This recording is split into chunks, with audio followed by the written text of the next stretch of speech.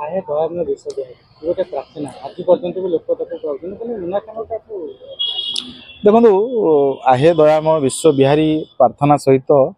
4.5 कोटी ओडिया भावावेग जड़ित होकर अच्छी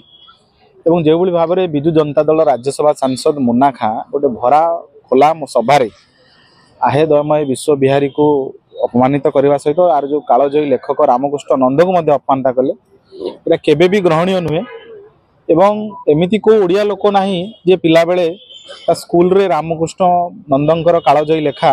आहे दयामय विश्व बिहार को पढ़ी ना ये कविता ये प्रार्थना सहित सबू ओडिया भावावेग जड़ित अच्छी बड़ आश्चर्य जे घटना को एते दिन बीतीगला ना मुन्ना खां क्षमा मागुंट ना विजु जनता दल क्षमा मागुची आम नवीन बाबू पाखे दाबी रखुचु नवीन पट्टनायक ताकू तुरंत मुन्ना खां को राज्यसभा बहिष्कार करंतु तुरंत विजु जनता दल ताकू दलरू बहिष्कार करू एवं मुन्ना खां निस्सर्त भाव में क्षमा प्रार्थना करंतु एवं एभली जड़े कालजयी लेखा तांको लेखा और लेखक तांको अपमानित करने जदि मुन्ना खां जो साहस करिसेंती ये अत्यंत चिंताजनक एवं दुखदायक मूल कथा जब खोला मंचर से कथा कही पार्टी मन में कौन अच्छी